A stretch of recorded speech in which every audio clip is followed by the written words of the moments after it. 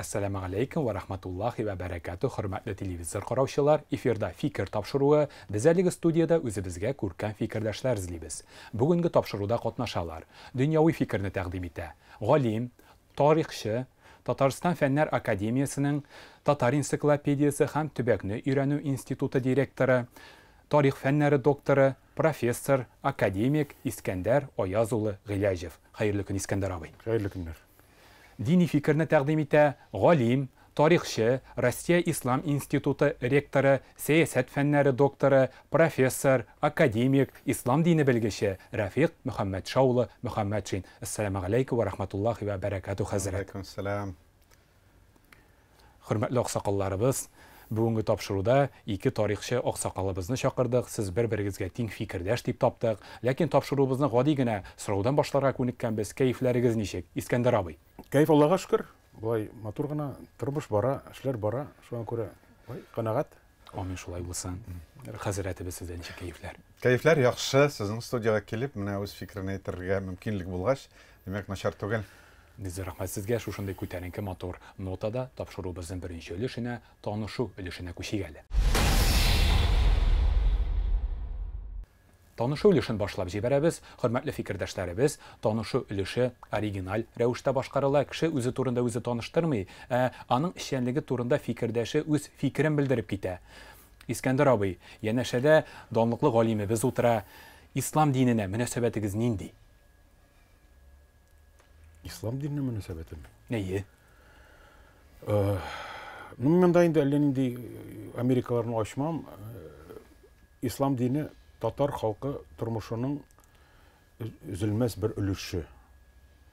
O bizim tariximizin ülüşü, o bizim canımızın bir ülüşü, o bizim ütkenlerimizin hem bugünün bir ülüşü. Şuna göre ana hiç şeksiz bik olulap, hürmetlep iskalam her vakitte da. Hem İslam dini o benim aile turmuşunun da bir ülüşü diye aytalam. Çünkü benim әтiyenilerim, abi babaylarım, benim balalarım, onlar barsı da İslam dininde bulgan hem bugünkü günde duruşu kişiler. Ona göre nişik indi münasebet nindi bulurga tiyiş. Subhanallah, şolay bilsin İskandar abi. Hazret, siz o'zingizda tarixchi kishi, yana shagizda da endi umr bo'yi birga ishlagan do'st tarixchigiz o'tira. Umuman tarixga munosabatingiz nindi? Men albatta mana tarixchi, professional bilimim bo'yicha shunga ko'ra endi tarix ol bizning turmushimizning kuzgisi. Shunga ko'ra tarixga munosabat teskari bo'la olmay bir nechikda o'zining tarixin bilmagan, bilirga tilamagan kishini manqurt deb aytadilar. Shunga ko'ra ol tarix bek muhim. Ol o'zgarni biluv uchungina tugul, alga taba qarab uchun tarix bek muhim. Nizar rahmat fikrlaringiz uchun tanishib ketdik. Hozir hurmatli televizor qarovchilar, topshiruvimizning tubilishini, fikrlashuv ulushini ko'chamiz. Fikrlashuv ulushini boshlab jibaramiz. Hurmatli tarixchilar, hurmatli oqsoqollar, bugungi topshiruvga ikki oqsoqol tarixchi keldi deb aytib o'zdim. Agarda endi shu shunday muhtaram fikrdoshlarimiz kelgan ekan, bugungi fikr topshiruvining da temasi ul tarix. Birinchi so'rov shunday bo'lar. Kurshingizdan chiqib, o'zingizdan chiqib, tarixchi tushunchasini belgilama berib ketsangiz edi, hurmatli fikrdoshlar. Kim ul? Hurmatli fikrdoshlar, tarixchi. Rahim etingiz, Iskandar abi. Tarixchi men deb aytaman endi boshlaymi? Rafiq tarixchi deb aytaman, lekin albatta jiddiroq aytganda tarixchi u umuman o'tganlarni o'rganib, oddiy deb qisqagina aytganda, o'tganlarni o'rganib, bugungi kunga shuni anlatib beru.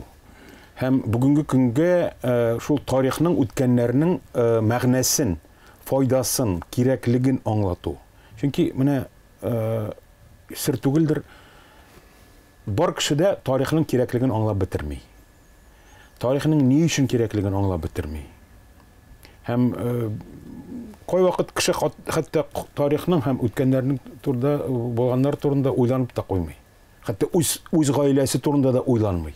Narsa bo'lgan, kim bo'lganan abi babalari, narsa yashaganlar, narsa bilan yashaganlar. Ani turida o'ylanu ahamiyatli. Hem umuman o'tganlar turida o'ylanu ahamiyatli. Hem tarixchi mana shu o'tganlarni o'rganib, tushunib, ani hozirgi kunga anlatib yetkirga tiyish kishi. Nizar rahmat Iskandar abi. Hazrat, sizning uchun тарихчы дигән төшенчә нинди билгеләмәгә ия? Рәхим итеп китегез. Менә мин Искәндәр белән килешәм, чыннан да тарихчы ул безнең үткәннәребезне профессиональ рәвештә өйрәнүче галим. Бик авырмы тарихчы булырга? Тарихчы, әлбәттә, галим булу җиңел түгел инде ул, чөнки галим булу, мәсәлән, тарихчы өчен ул чыганакларны барлау, аларны табу гына түгел, аларга профессиональ күзлектән объектив бәя бирергә омтылу. Шуңа күрә профессиональ тарихчы булу ул җиңел эш түгел дип саныйм мин. Рәфик хәзрәт, Искәндәр абый, сез аксакал тарихчылар, сезнең дәвамчыларыгыз бармы? Яшьләр өметлеме? Кемгә калдырасыз үзегезнең мирасыгызны? Әле калдыру турында уйланган юк, дөресен әйткәндә, әле үзебез эшлибез дип саныйм. Ләкин әлбәттә бу мәсьәлә һәрвакытта да бик җитди мәсьәлә булды һәм кызганычка каршы балай теге бик үк артык оптимист булырга бүген нигез юк, чөнки яшьләр гомумән фәнгә, шул исәптән тарихка да бик алай омтылып тормыйлар. Хәзерге яшьләрнең психологиясе бераз, мәсәлән, безнең буын белән чагыштырганда үзгәрде. Күп очракта сер түгел, җиңел акча, тиз акча, тиз кирәгеме бөтенләй. Һәм артык күп мәшәкатьләнмичә. Тарихчы эше чыннан да ул шактый катлаулы эш бит. Сабырлык сорый. Ул сабырлык сорый, ул сорый белем, ул сорый ниндидер карашның киңлеген һәм әлбәттә вакыт тарихчы булып өлгерер өчен, менә тагын нәрсә бит аның үзенчәлеге. Чын мәгънәдә тарихчы булып өлгерер өчен вакыт кирәк. Менә университетны тамамладым, диплом алдым, мин тарихчы булдым дип әйтә аламмы мин? Юк.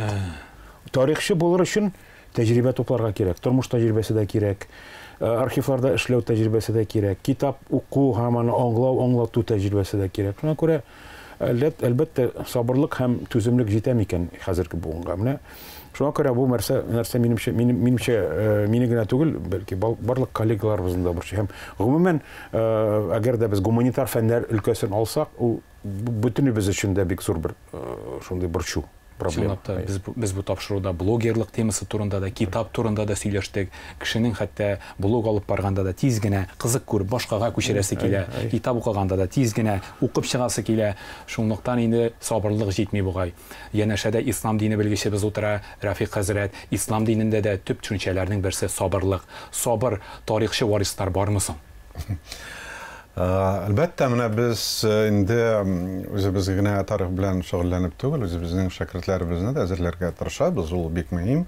Чөнки яшь галимнәр менә тарихны өйрәнүне дәвам итү. Минем инде 30 яклаган кандидатым бар, 30. Мин инде күптән, әлбәттә, менә ректор булгач, бу өлкәдә эшләү шактый катлаулырак. Ректор инде ул күбрәк фән турында түгел, башка әйберләр турында уйларга тиеш. Шулай да менә татар иҗтимагый тарихын өйрәнү өлкәсендә шактый төпле эшләүче шәкертләрем бар дип әйтер идем мин. Абдулла хәзрәт Адыгамов докторлык диссертациясе яклады. Сәйид хәзрәт Шагавиев инде күптән эшләп килә. Нияз Сабиров, Нияз хәзрәтне беләс. Шуңа күрә эшләүче шәкертләрем бар, ләкин менә 30 шәкертнең бәлки унысы гына профессиональ кандидат булса да профессиональ өлкәдә эшләп китте дип әйтер идем мин. Шуңа күрә бүгенге көндә менә Искәндәр ул хакта әйтте инде, галим булу бар яктан да инде ул. Теге профессиональ яктан гына түгел, финанс ягыннан да шактый катлаулы. Хөрмәтле фикердәшләр, тагын тарихның бер борчулы мәсьәләсе, тарихны үзгәртеп буламы? Искәндәр абый, сездән дә яхшы җавап бирүче булыгыз. Үзгәртеп буламы аны? Асылда мин шулай дип уйлыйм. Тарихны үзгәртеп булмый. Ләкин үзгәртү һәрвакыт шурый. Һәм без аны һәрвакыт үзгәртеп торабыз. Парадокс. Менә уйлап карасаң, нәрсә ул тарих? Тарих ул бит менә булган хәл, гади дип әйтсәк. Аны үзгәртеп булмый. Без бит кире әллә кая артка кайтып шул булган хәлләрне үзгәртә алабызмы? Юк бит. Без аны бары тик аңлый алабыз, аңлата алабыз. Без аны бүген мәсәлән алабыз да башкача аңлатабыз, яки үзебезгә ошаганча аңлатабыз, яки без үткәннәрдә бары тик безгә ошаган нәрсәләрне генә эзлибез. Тарихның аның төрле яклары бар. Ул кеше тормышы шикелле бик шуар. Тарихта күңелле якта бар, күңелсез якта бар, фаҗига да бар, батырлык та бар, хыянатчы да бар, герой да бар. Шуңа күрә барсын да аңласаң гына син тарихны беләм дип әйтә аласың. Менә тарихны үзгәртеп булмаганлыгын без кызганычка каршы бөтен кешегә җиткерә алмыйбыз. Һаман менә шундый омтылышлар сизелә һәм күренә кызганычка каршы. Кызганычка каршы. Рафик хәзрәт, ислам дине тарихы буенча сездән дә яхшы җавап биреп китүче булмас. Ислам дине тарихын үзгәртү очраклары күренәме? Ул бит инде бар һәм бер бөтен, аны үзгәртергә мөмкин түгел кебек. Менә гуманитар фәннәр алар шактый субъектив дип әйтер идем мин, ул тарих кына түгел инде.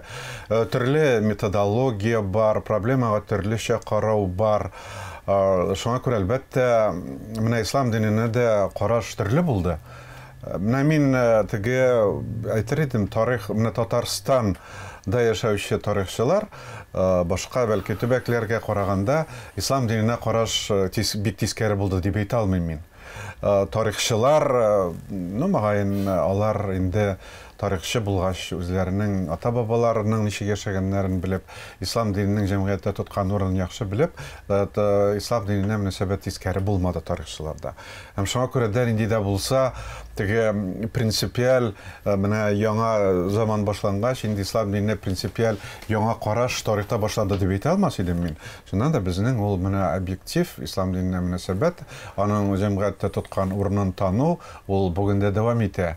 Дөрес, инде ислам диненә теге караш бәлки ул менә теге оңай тискәрелектә түгелдер инде. Яңа теге методология, яңаша карау, ислам диненең җәмгыятьтә тоткан урынын төплерәк өйрәнү. Мәсәлән, җәдитчелек дип әйтәбез инде. Менә дөньяви галимнәр өчен бигрәк тә җәдитчелек ул ислам диненең инде татарларда йөзе дип карау бар.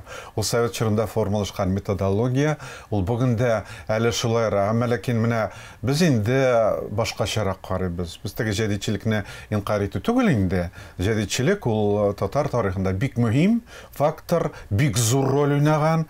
Җәдитчелек ул менә 19 гасырның 2нче яртысыннан башлап 20 гасырда татар зыялыларын формалаштырган бер юнәлеш дип әйтер идем мин. Җәдитчелек булмаса, безнең бәлки инде сәяси партияларда булмаса, газета журналларда чыкмаса иде. Ләкин менә җәдитчелек ул ислам диненең йөзен формалаштырган юнәлеш дип әйтү дә дөрес түгел.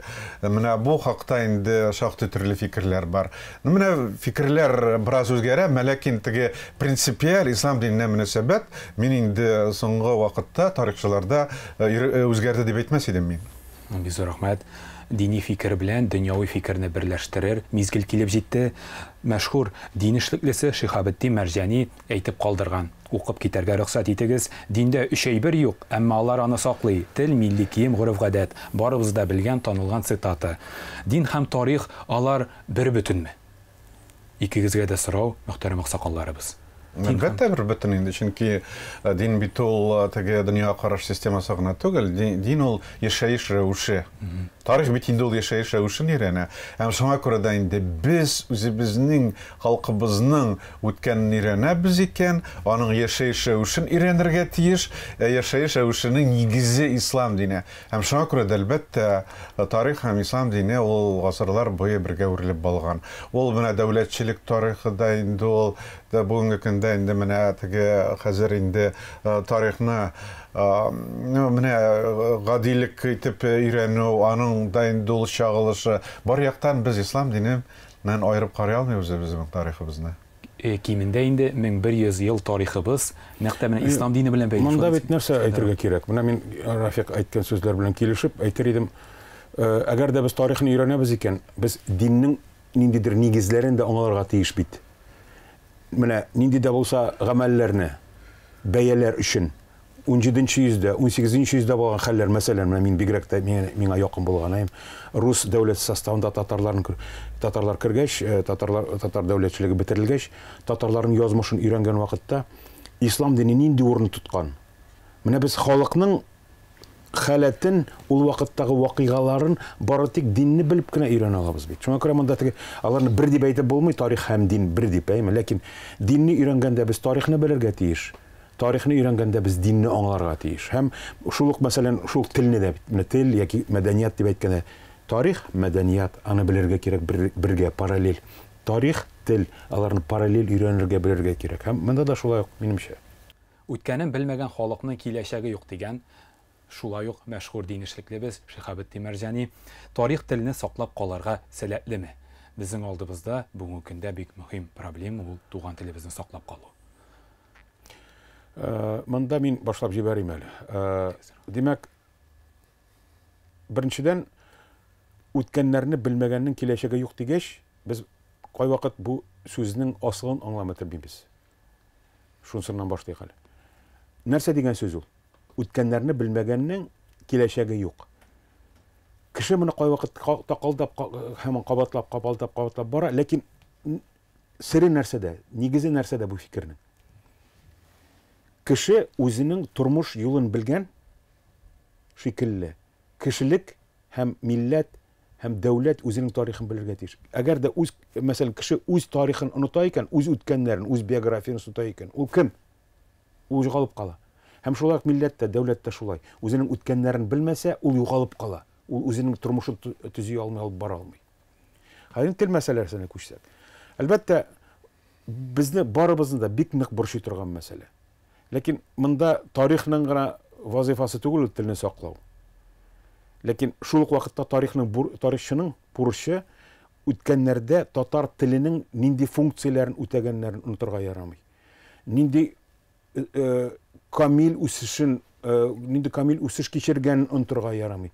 Без аны кешегә җиткерергә тиеш.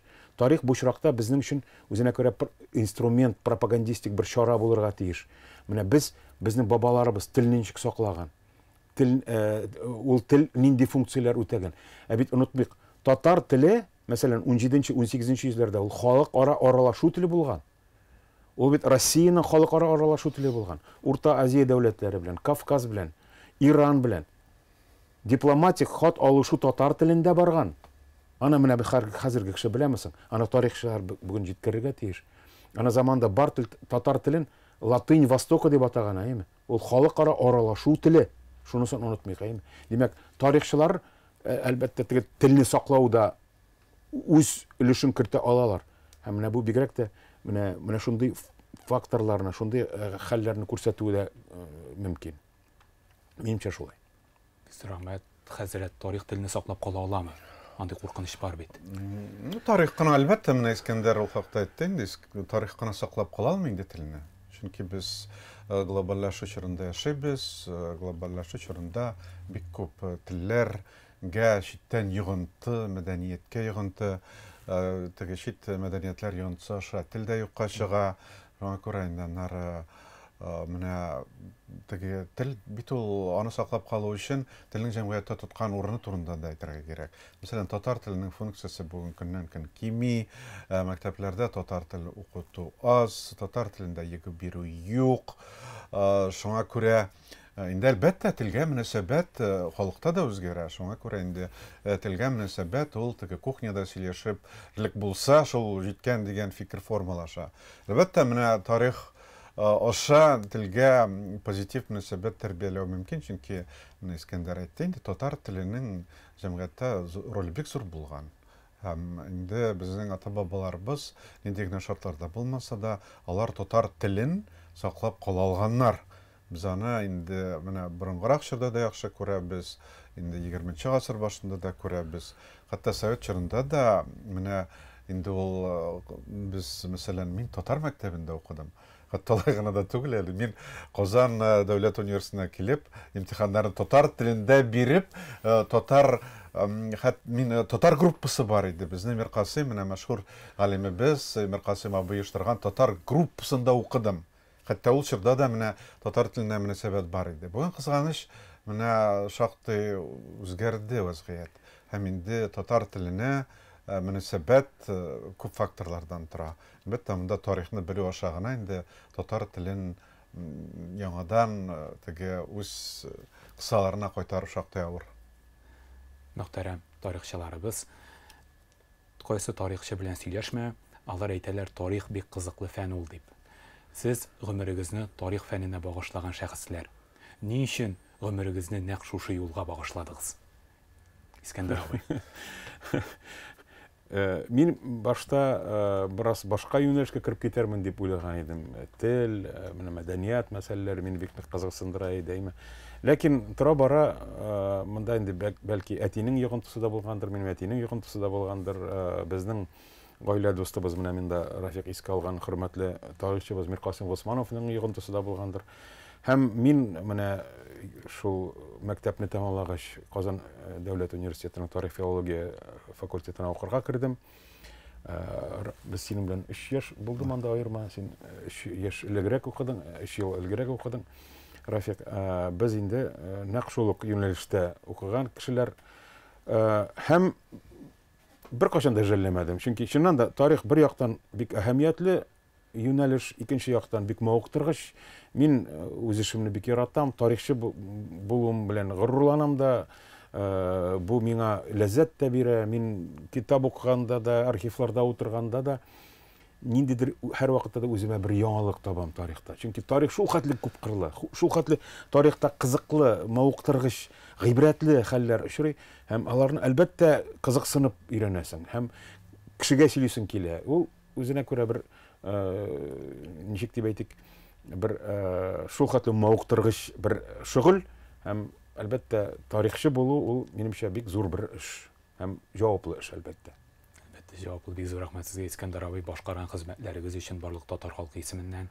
Хәзрәт, сез ни өчен үз гомерегезне шушы юлга багышладыгыз? Рәхмәт итеп җавап биреп итегез. Менә мин мәктәптә укыганда да авылда укытучы булырмын дип уйлаган идем. Шуңа күрә мин инде 9-10 классларда укыганда тарих буенча махсус әзерләндем. Казан дәүләт университетына керергә дип хыялландым. Һәм менә ул хыялым тормышка ашты, һәм тарих юлынан китеп бардым. Бәлки элек минем абыем төзелеш институтында укыйды, бәлки инженер булырмын дип уйлаган идем. Ләкин мин фикерләвем буенча күбрәк гуманитар инде. Мин физиканы бер дә яратмый идем, химияны яратмый идем. Математиканы мин бик ярата идем, ләкин менә төгәл фәннәрне бик ярата белгерми идем. Бәлки шулда үз ролен уйнагандыр. Ләкин менә Искәндәр әйткәнчә, мин менә тарихка кереп китүемә бик инде бик шатмын. Шуннан да без укганда Казан дәүләт университеты тарих юнәлешендә бик мәшһүр галимнәр. Менә бүген дә мин шуларны исемә төшереп әйтәм, кара әле без кемнәр укыткан дип бик танылган, мәшһүр, бөтен Россиядә, бөтен дөньяга танылган тарихчылар укыттылар. Һәм шуңа күрә дә инде без бик яхшы профессиональ белем алып чыктык, һәм алга таба менә шул тарихчы буларак дәвам итү без өчен ул да үзенең уңай ролен уйнагандыр дип уйлыйм мин. Мин дә үземнең остазларымны әйтеп китим. Мин әлбәттә Миркасым абый Госмановның шәкерте Җәүдәт абый Миңнуллин укытты безне, һәм Искәндәр Аязуллы Гыйләҗев, бик зур рәхмәт сезгә. Әлбәттә кыска гына вакыт эчендә, ләкин бик зур рәхмәтле. Рәхмәт. Хөрмәтле фикердәшләр, әгәр дә инде сез гомерегезне шушы юлга багышлагансыз икән, сорау да шундый: тарих табышмакмы, һәм сезне гомер буе шушы юлда тотып торган төп тылсымы тарихның нәрсәдә? Иң әһәмиятлесе шунда, минемчә, һәм аның тылсымы шундадыр. Мин студент вакытта татар тарихын беләм дип йөридем. Һәм менә чак кына калды, бөтенсен беләм дип. Беләм дигән дәрәҗәгә җитү өчен, әйме? Хәзер мин үсә бара, тора бара, тәҗрибә туплау бара, шундый фикергә килдем. Мин тарихны бөтенләй белмим. Менә табышмагы шунда. Ну бу әлбәттә бераз тыга арттырудыр инде, бераз беләм инде, әйме? Ләкин менә шундый бер парадокс ситуация килеп чыга. Тарихны ни кадәр күп өйрәнәсең, шул кадәр кимрәк беләсең дип әйтергә мин. Чөнки бу тарих шул хәт әйткәнемчә ул шиксез. Һәр кеше үзе бер тарих. Һәр кеше турында аның тормышын өйрәнә башласаң, батасың. Миллиардлар кешеләр, дөньяда дәүләтләр, милләтләр, вакыйгалар, чорлар, шуларны барсын да ничек барлап бетерергә? Шуңа күрә мин гаҗәпләнәм. Кайбер очракларда хәтта аптырап та калам. Булай булмый бит, моны бөтенсен аңлап бетереп булмый бит дип. Шуңа күрә аның менә табышмагы да, мактыргыч бер ягы да, тылсымы да шундадыр. Тарихны өйрәнү белән аны күбрәк өйрәнәсе килә. Аны күбрәк аңлыйсы килә. Менә минем өчен шунысы әһәмиятле. Изза рәхмәт, Искәндәр абый. Хәзрәтебез, сез гомер юлыгызны тарихка, ислам дине тарихына багышлаган шәхес. Төп тылсымы тарихның нәрсәдә һәм нинди тылсым сезне гомер буе шушы юлда тотты? Менә тарих әлбәттә ул бик тирән, ул дәрья кебек. Шуңа күрә ул үзе тылсымдыр дип инде. Шуңа күрә аны күпме генә кылачлап инде икенче ягына чыгарга тырышсаң да чыгу мөмкин түгел. Һәр вакыт ул үзенең тылсымы белән җәлеп итә. Менә шуннан да инде аны тирәнрәк өйрәнгән саен син ул проблемада тагын да бик күп хәл ителмәгән проблемалар бар икәнлеген күрәсең. Һәм шуңа күрә ул тарих шуннан да инде ул бик җәлеп итә. Һәм инде аны өйрәнгән саен ул проблеманы тагын да өйрәнәсе килә. Шуның белән ул бик кызыклы. Барлык башкарган хезмәтләрегез өчен сезгә дә Рафиг абый татар халкы исеменнән зур рәхмәт. Россия Ислам институтының нәкъ менә престижы сезнең белән бәйле. Олы рәхмәт сезгә. Хөрмәтле фикердәшләр, фикерләшү өлешенең финал соравына да килеп җиттек. Сез бу эш өчен гомерегезне багышлаган шәхесләр, тарих фәне камил фәнме ул? Сорау шундый, бераз гына уйландыра торган, тирән, бер караңда гомуми. Бу фәлсәфи сорау инде әлбәттә. Һәр бер фәндә минемчә камил яклар бардыр һәм җитешсезлекләр бардыр. Тарихның камилсезлеге минемчә менә шу субъектив ягыдыр аның. Чөнки тарихны кызганычка каршы әйткәнемчә инде мин монда әйтеп уздым. Һәр кеше үзенчә аңларга тырыша, кайвакыт һәр кеше үзенчә аңлата һәм һәрбер дәүләт үзенчә аңлата. Чор үзгәрә, тарих үзгәрә. Гәрчә уйлап карасаң тарих үзгәрми бит, тарихка караш үзгәрә дип әйтергә мөмкин.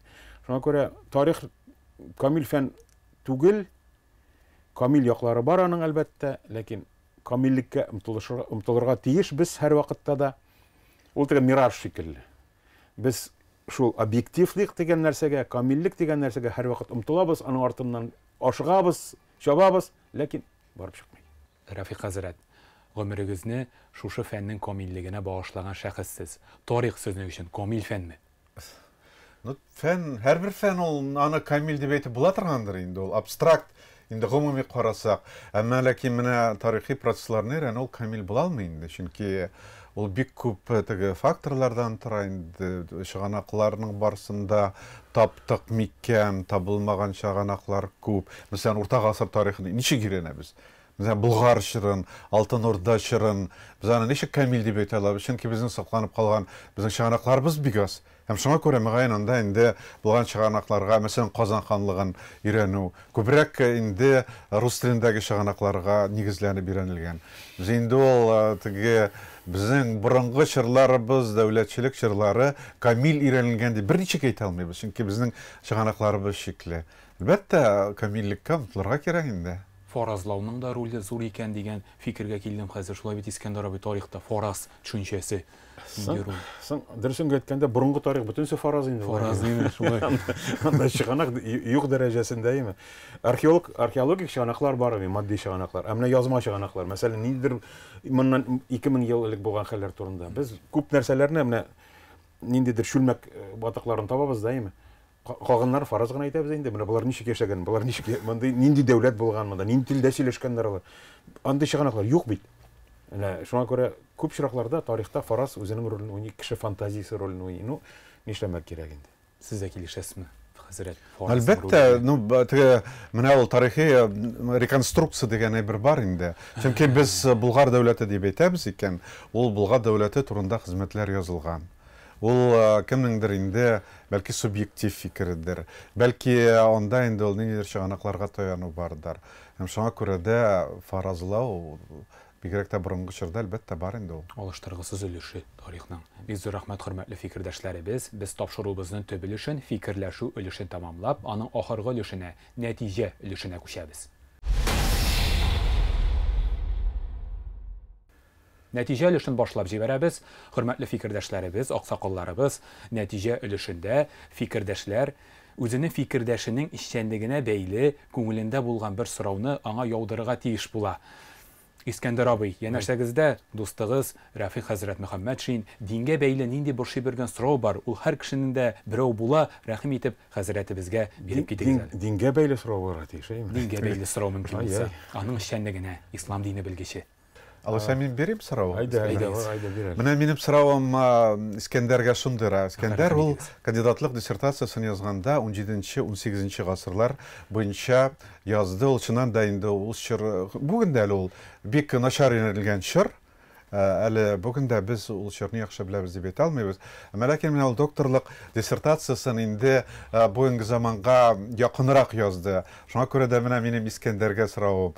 Менә 17-18 гасырларга теге ностальгия, киттем микән, әйләнеп кайттым микән дигән сорау сине борчымый, ул сиңа кирәк кайтмыймы? Рафик, рәхмәт, бик зур, матур сорау, әйме? Мин шулай дип уйлыйм. Бер яктан тарихчы төрле юнәлешләрне сынап карарга тиеш. Һәм бу минемчә бик тә кызык һәм тарих шундый мөмкинчелек бирә. 18-нче йөздән 20-нче йөзгә күчеп, 20-нче йөздән яңадан нинди дә булса 15-нче йөзгә кире кайту, ул минемчә кешегә ниндидер тарихка киңрәк карарга мөмкинчелек бирә. Һәм менә бу минем өчен бик әһәмиятле булды. 18-нче йөздән 20-нче йөзгә сикерү, ләкин 18-нче йөз кайвакыт сагындыра чыннан да. Кайвакыт укып куясың ниндидер мәкаләләрдәме, газета журналлардамы, нинди дә булса бер уйдырма яисә төгәл булмаган фикер, ачу килә, мин менә язган идем бит заманында, моны турында мин инде бит әйткән идем дип, нишләп алар игътибар итмәгәннәр дип ачу килеп куя, ләкин инде хәзер дөресен әйткәндә кире кайту бәлки мөмкин дә түгелдер. Мин җитди сорау бирсәм ярый инде, әйме? Так, Рафик, менә ислам динен өйрәнү шит илләрдә бик нык көчле шундый бер клаш җәйгән бер юнәлеш, бигрәк тә Европа илләрендә, Европа телләрендә исламоведение, ислам дин өйрәнү шактый күп шундый бер тәҗрибәгә ия дип әйтик инде, тарихка ия. Ул әдәбиятны ни дәрәҗәдә безнең хәзерге ислам белгечләре өйрәнәләр һәм аны ничек тә булса тәрҗемә итү, ничектер барлау планлаштырыла микән институт эшендә, үзеңнең конкрет эшеңдә мәсәлән?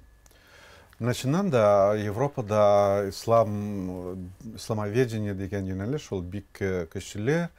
Без инде үз чорында зарубежный исламоведение дигән серияда башлап җибәргән идек.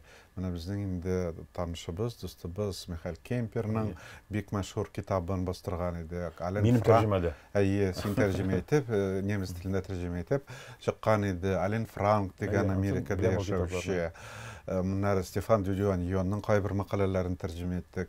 Чыннан да бүген бит инде чит телдә басылган хезмәтләрне белмичә инде алга таба фәнне үстерү шактый авыр.